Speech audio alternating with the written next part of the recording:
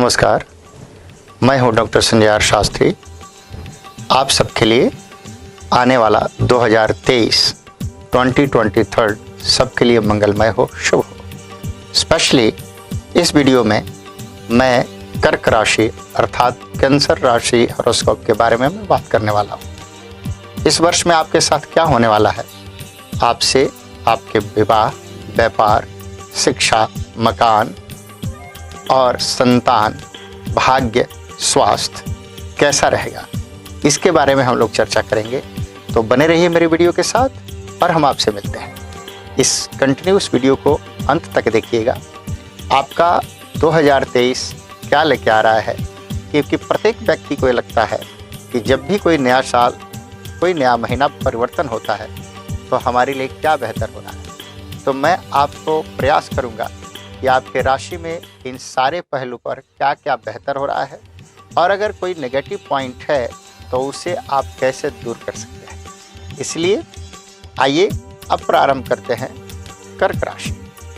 कर्क राशि अर्थात कैंसर, जिसके राशि के स्वामी हैं चंद्रमा और उनका अपना जो रंग है वो है सफ़ेद, वाइट है। इसके लिए जो कर्क राशि है, इसमें मैं 3 ग्रहों की बात करूंगा। एक गोचर के अनुकूल जो आपका नाम है, इस नाम पर आधारित यानी कि मून साइन पर आधारित है, चंद्र राशि पर आधारित है, जो प्रेडिक्शन है ग्रह गोचर पर आधारित है। इस पे 3 ग्रहों का विशेष चर्चा आपके साथ होगा। एक शनि, दूसरा बृहस्पति और तीसरा राहु। ये तीनों ग्रह के गोचर आपके ऊपर क्या प्रभाव लेके आ रहे हैं, ये हम लोग बात करेंगे। कर्क राशि वालों के लिए एक विशेष सावधानी बरतनी पड़ेगी। आने वाला 17 जनवरी से आपके ऊपर शनि की ढैया प्रारंभ होने जा रही है।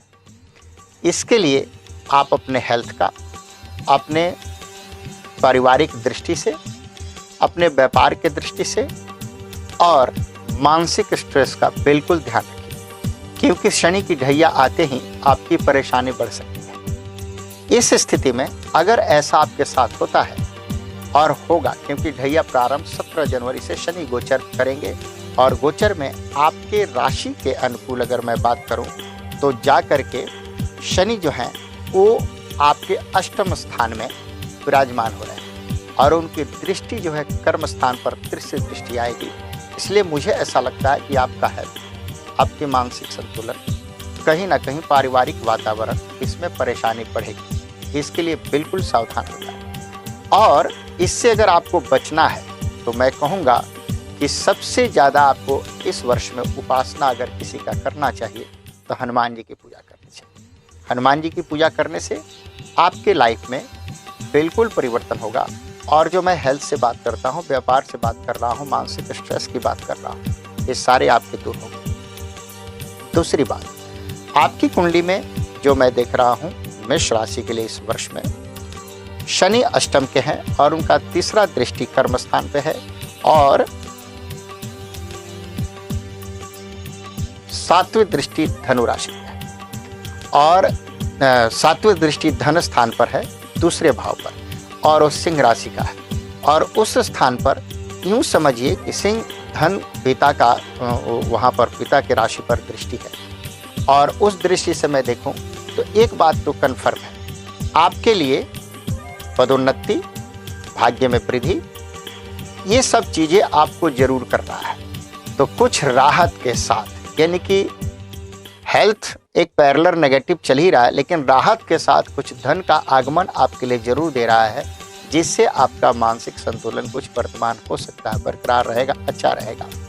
तीसरी बात, जब उनकी बात करूं तो 10वां दृष्टि उनकी अगर देखें तो आपके पंचम स्थान पे जा रहा है, वृश्चिक राशि पे। और उस दृष्टि से मैं बात करूं तो संतान पक्ष से आपको विशेष ध्यान रखना होगा। और क्या ध्यान रखना होगा कि संतान के ऊपर आपको विशेष करियर के ऊपर ध्यान देना पड़ेगा। और अगर आप खुद विद्यार्थी हैं तो आपको अपने विद्या पर, विशेष एजुकेशन पर फोकस करने होंगे। आलस आपका बढ़ेगा, आलस बढ़ेगा और लेजीपन आने के कारण आपका मन उसमें नहीं लगेगा। इसके लिए प्रयास करिए कि थोड़ा सा इससे बाहर आइए और आप अपने कार्य को ठीक से कर पाइए। आगे जुपिटर की अगर मैं बात करूं आपकी कुंडली में तो 22 अप्रैल से जुपिटर चेंज हो रहे हैं और वो जा करके अपने मेष राशि में अपने राशि से उल्टा अब उनकी शुरुआत होने जा रही है और मेष राशि में वर्तमान हो रहे हैं गोचर में और आपके कुंडली में वो कर्म स्थान में आ रहे हैं। तो कर्म स्थान में यानी कि किम प्रवंती ग्रह सर्वेयस केंद्रे बृहस्पति केंद्र में जब आ जाते हैं तो सारे ग्रह खराब होने के बाद भी रिजल्ट बहुत अच्छा होता है। तो आपका जो मैंने बिगिनिंग में बात किया जो परेशानी ढैया इत्यादि शनि की जो चल रही है उसमें बृहस्पति 22 अप्रैल से जब आ रहे हैं तो आपके लिए सभी नेगेटिविटी को सीधा जीरो कर करके एक पॉजिटिव की तरफ डाइवर्ट कर रहे हैं और आपके लिए एक अच्छी शुरुआत लेके आ रहे हैं। शुरुआत कहाँ तो माता पिता का अच्छा सपोर्ट आपको मिल जाएगा। आप पदोन्नति कोई काम कर रहे हैं उसमें पद में परिवर्तन होगा। रुका हुआ काम आपका अचानक बनते हुए दिखाई देगा।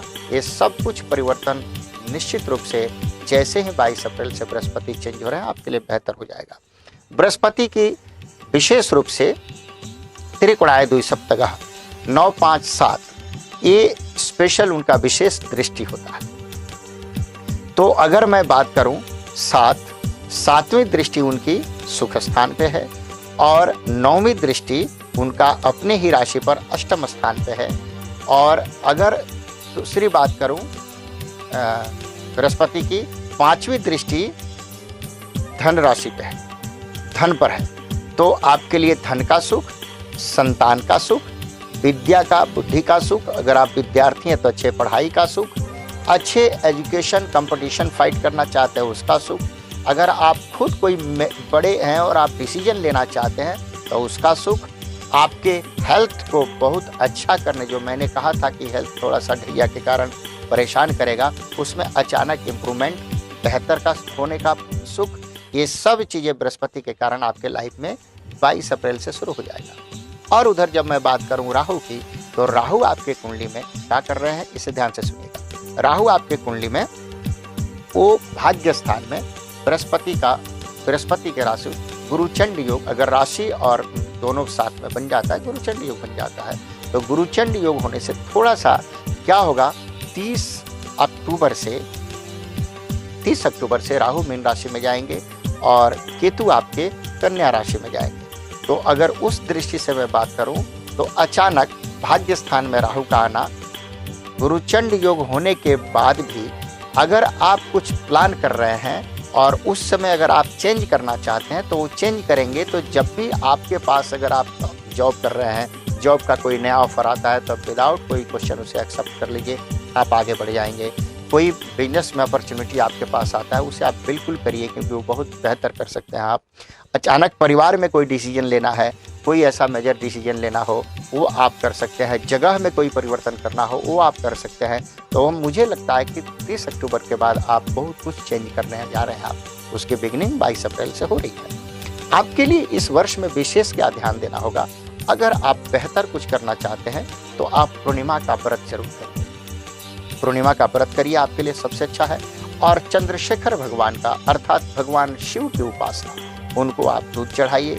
चंद्रशेखर शिव पर अगर आप चाहें तो चांदी के चंद्रमा चढ़ाएं, आप चाहें तो महीने में एक बार छोटे से चंद्रमा चांदी का चढ़ा के अभिषेक करा लें या खुद जाके करें। ये आपके लिए सारी बाधाओं को दूर करेगा और रुके हुए काम जल्दी बन सकते हैं। इसके लिए इस वर्ष में आपको एक बेहतर अगर आप कर सकते हैं तो एक और चीज़ आप कर सकते हैं, अगर आप पहनना चाहें तो स्टोन तो आप मोती सुचा मोती यानी कि पर्ल आप पहन सकते हैं 5.25 सवा 6 रत्ती का आपके राइट हैंड के छोटी वाली फिंगर में या लेफ्ट हैंड के छोटी फिंगर में।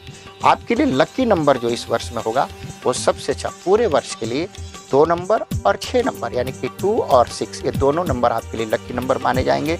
आपके लिए लकी कलर वाइट कलर होगा, ये आप मान के चलिए और इन चीज़ों पर आप वर्क करिए, आप सक्सेस रहेंगे। तो पूरे वर्ष ओवरऑल देखें तो आपके लिए बिल्कुल अच्छा है, लेकिन बिगिनिंग में आपको विशेष ध्यान देना पड़ेगा और हनुमान जी की उपासना करनी चाहिए बिगिनिंग के 3 महीने के लिए। इसी भाव से कर्क राशि वालों के लिए वर्ष मंगलमय हो। और अगर आप मेरे वीडियो को आज पहली बार देख रहे हैं तो प्लीज़ इसे सब्सक्राइब करिए, लाइक करिए, शेयर करिए और फ्रेंड फैमिली तक बताइए। फिर आपको अगले वीडियो में मिलता हूँ। नमस्कार।